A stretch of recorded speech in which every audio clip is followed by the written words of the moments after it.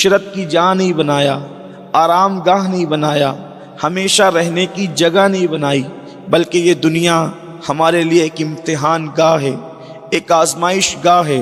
اور دنیا کے اندر اللہ پاک نے ہمیں آزاد کر دیا، بندے جا تو جو چاہے عمل کر، تجھ پہ کوئی پابندی نہیں ہوگی، تو آزاد ہوگا۔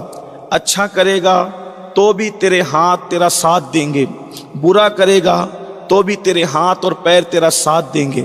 اچھا کرے گا تیری آنکھیں تیرا ساتھ دے گی، برا کرے گا تو بھی تیری آنکھیں تیرا ساتھ دے گی۔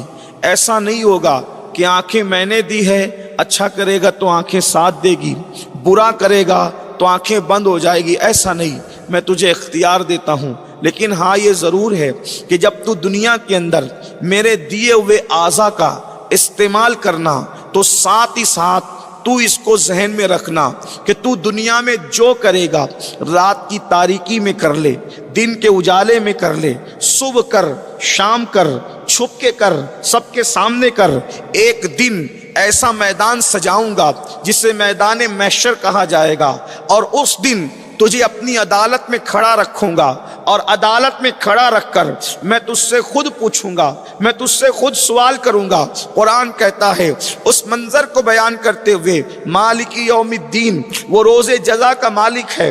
دوسرے مقام پر قرآن کہتا ہے ایحسب الانسان ان یترک سدی، کیا انسان یہ تصور کرتا ہے کہ اللہ اس سے حساب نہیں لے گا؟ اللہ اس سے حساب نہیں لے گا، ضرور لے گا، ضرور بالضرور لے گا۔ ایک مقام پر فرمایا فَمَن يَعْمَلْ مِثْقَالَ ذَرَّةٍ خَيْرًا يَرَهُ وَمَن يَعْمَلْ مِثْقَالَ ذَرَّةٍ شَرًّا يَرَهُ۔ ایک ذرے کے برابر اگر تم نے نیکی کی ہوگی اللہ تمہیں وہ بھی دکھائے گا، ایک ذرے کے برابر تم نے برائی کی ہوگی اللہ تمہیں وہ بھی دکھائے گا۔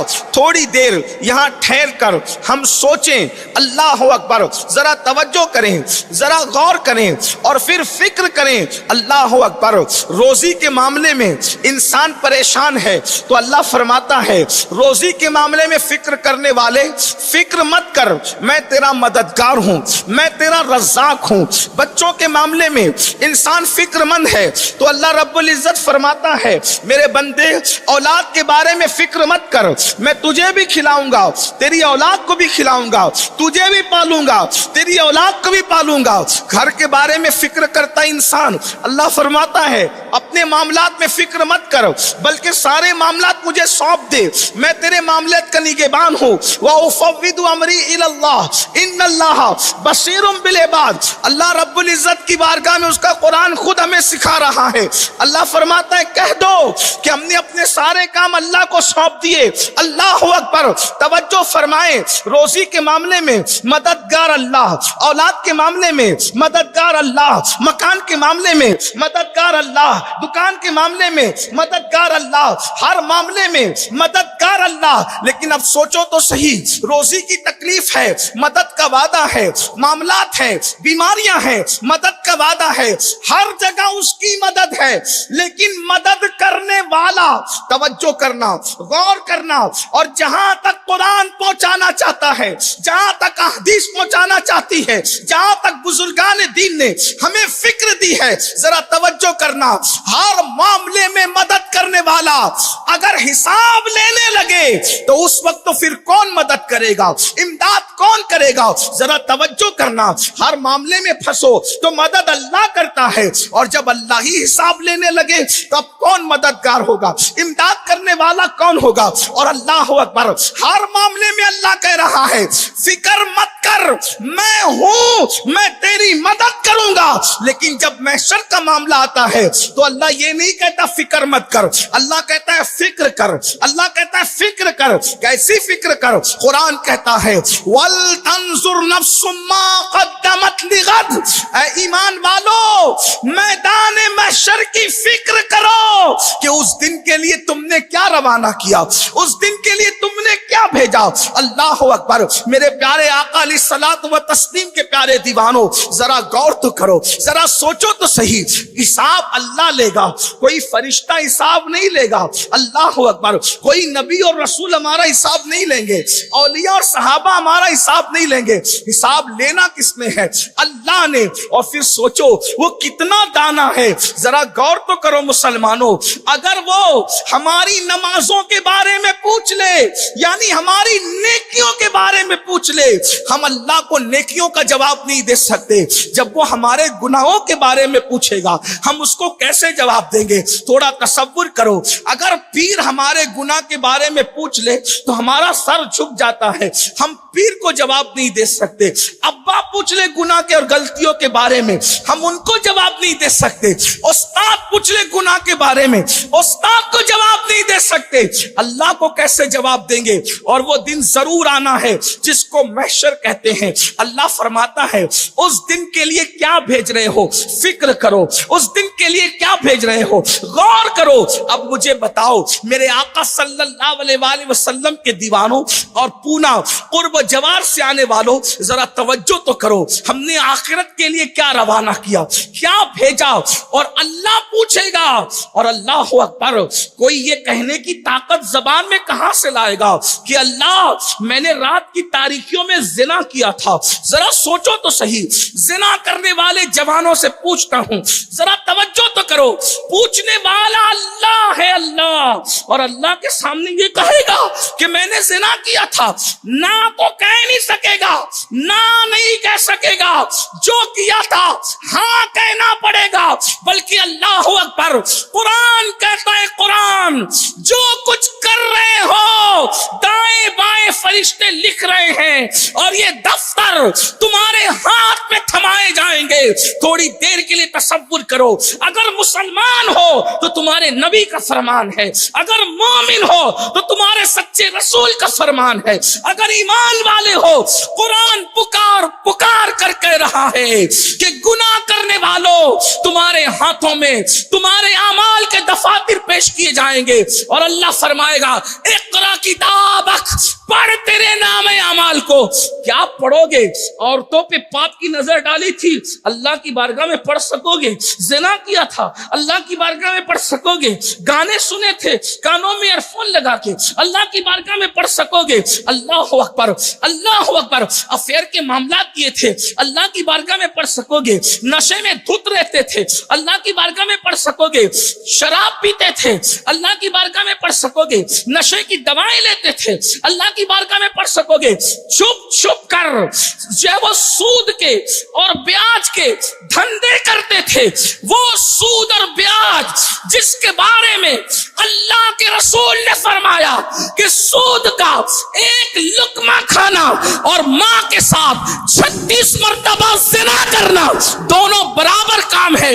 آپ بتاؤ, جس نبی نے فرمایا کعبے کے اندر زنا کرنے والا اور سود کھانے والا دونوں برابر برابر ہے, اللہ کی بارگاہ میں پڑھ سکو گے؟ اللہ کی بارگاہ میں بیان کر سکو گے؟ وہ دن آنے والا ہے جسے میدان محشر کہتے ہیں, جسے حشر کا دن کہتے ہیں. اللہ اکبر. آئیے تھوڑا سا تمہید میں ایک بات اور سن لیں. اتنی بے باک ہو گئی ہے میری قوم, کہتے ہیں مولانا ہم نے تو کلمہ پڑھا ہے, ہم تو ایمان والے ہیں, ہم جنت میں جائیں گے نہیں تو کون جائے گا؟ بڑی معذرت کے ساتھ, بڑی معذرت کے ساتھ, سارا معاملہ تو کلمہ پڑھنے والوں کے ساتھ ہی ہے, اس لیے کہ جنہوں نے نہیں پڑھا ان کا ٹھکانہ تو دائمی طور پہ جہنم ہے. حساب تو ان کو, فکر تو ان کو دی جا رہی. یا ایھا الذین آمنو, ایمان والو, ولتنظر نفس ما قدمت لغد, آخرت کے لیے تم نے کیا بھیجا اس پر غور کرو, فکر کرو. اور آیت کا تیور دیکھیں, دو مقام پر اللہ کے ڈر کا ذکر ہے. یا ایھا الذین آمنوا اتقوا اللہ, ایمان والو اللہ سے ڈرو. ولتنظر نفس ما قدمت لغد, اور اپنی آخرت کے لیے تم نے کیا بھیجا اس پہ غور کرو. پھر اس کے بعد کہتا ہے واتقوا اللہ, اللہ سے ڈرو. ایک آیت کی ابتدا بھی اللہ کے خوف سے ہے اور اس کا اینڈ بھی اللہ کے خوف پر ہے. یعنی کہ بندو اللہ سے ڈرتے ڈرتے کچھ بھیجو, اور بھیجنے کے بعد پھر پھر بے فکر مت ہو جاؤ، پھر اللہ سے ڈرو، اس لیے کہ اگر تم نے ہزاروں سال نیکیاں کر لی، پھر بھی اگر وہ رد کرنا چاہے تو رد کر دے. اور اس نے کسی کے ساتھ مغفرت کا وعدہ نہیں کیا علاوہ الا چند کے جن کے ساتھ کیا ان کے ساتھ مخصوص، لیکن ہمارے ساتھ اس کا کوئی مغفرت کا وعدہ نہیں ہے. اعلان ہے اس کا وَيَغْفِرُ مَن يَشَاءُ، میں جس کو چاہوں گا بخشوں گا. توجہ کرنا، جس کو چاہوں گا بخشوں گا. اور پھر کہتے ہیں وَيُعَذِّبُ مَن يَشَاءُ، اور جس کو چاہوں گا عذاب دوں گا. اور پھر غور کریں، اگر نبی کے سگے چچا کو عذاب دینا چاہوں تو اس کو بچھو کی شکل میں، نبی کے سگے چچا کو بچھو کی شکل میں جہنم میں داخل کروں گا. تمہاری آنکھوں کے سامنے ابراہیم خلیل اللہ جیسے نبی کا سگا چچا آزر بچھو کی شکل میں جہنم میں ڈالا جائے گا، تاکہ تمہیں پتا چل جائے جب اگر چاہتے ہیں تو نبی کے چچا کو بھی جہنم میں ڈال دیتے ہیں. نبی کا سگا بیٹا کنعان کی شکل میں، نوح علیہ السلام کے بیٹے کی شکل میں اس کو جہنم میں ڈالا جا رہا ہوگا. اب آپ سے پوچھنا چاہتا ہوں، اس سے بڑھ کر بھی اب کوئی ثبوت چاہیے آخرت کی تیاری کے حوالے سے؟ اللہ اکبر. یہ بات اگر میں اپنی طرف سے کہوں، لوگوں کو لگتا ہے کہ مولوی لوگ زیادہ ڈراتے ہیں. میرے عزیز، جب نبی کا بیٹا جہنم میں جا رہا ہوگا اور قرآن کہہ چکا لیس من اہلک، اس کے عمل اچھے نہیں ہیں، تو نسبتیں ختم ہو گئی.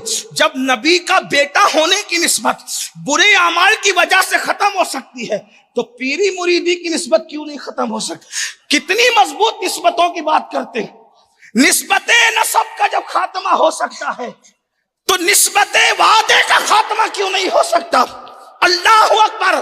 قرآن کہتا ہے کہ نوح علیہ السلام کے بیٹے کے عمل اچھے نہیں تھے. اللہ قرآن میں، میری اپنی بات نہیں، قرآن کو مان کے مسلمان ہو تو قرآن کہہ رہا ہے کیا اس کے عمل اچھے نہیں تھے، اس کے اعمال صالح نہیں تھے. اس لیے اللہ نے کہا کہ لیس من اہلک. اب یہ آپ کی آل سے نہ رہا. آپ اندازہ فرمائے، اب بھی ہمیں ڈر نہیں لگتا؟ اب بھی ہم راتوں کو کیا گندی فلمیں ہی دیکھتے رہیں گے؟ اب بھی کانوں میں ایئر فون لگا کر گانے ہی سنتے رہیں گے؟ اب بھی عورتوں پر پاپ کی نظریں ڈالتے رہیں گے؟ اب بھی سود کے دھندے جاری رہیں گے؟ اب بھی ماں باپ کی توہین ہوتی رہے گی؟ اب بھی مسجدوں کو ویران کرتے رہیں گے؟ اب بھی اللہ اکبر ہاتھوں میں کڑے پہن کر جھوٹی محبت کے دعوے کرتے رہیں گے؟ اب بھی اللہ اکبر بکتی اونٹوں کی طرح اپنے سر کے بال بناتے رہیں گے؟ اب بھی کھڑے ہو کے پیشاب کرتے رہیں گے؟ اب بھی چوریاں کرتے رہیں گے؟ اب بھی مشرک یہود نصارہ کی طرح اپنے چہرے بناتے رہیں گے؟ بتاؤ تو صحیح، جب اللہ فرما چکا آخرت کے لیے کیا بھیج رہے ہو؟ اگر ہم بے عمل ہوتے تو بھی بہت رونے کی ضرورت تھی. ہم بے عمل نہیں ہیں. توجہ کرنا، لوگ کہتے ہیں بے عمل ہوں میں نے کہا اگر تو بے عمل ہوتا تو میں تیرے قدم چومتا. بے عمل نہیں ہے ہم. ایک ہے با عمل، ایک ہے بے عمل. با عمل وہ جو عمل کرتا ہے، بے عمل وہ جو عمل اچھا بھی نہیں کرتا اور برا بھی نہیں کرتا. جو اچھا عمل کرے وہ با عمل، جو نہ اچھا عمل کرے نہ برا عمل کرے وہ کیا ہے؟ بے عمل. اور جو برا عمل کرتے ہیں اس کو کہتے ہیں بد عمل. ہم لوگ بے عمل نہیں ہیں، ہم لوگ بد عمل ہیں. بے عمل بھی ہوتے تو محشر میں پھنستے. اللہ فرماتا عمل کیوں نہ کیا؟ تو ہم بے عمل نہیں، ہم تو بد عمل ہے. کیسے پھنسیں گے؟ کیسے پھنسیں گے؟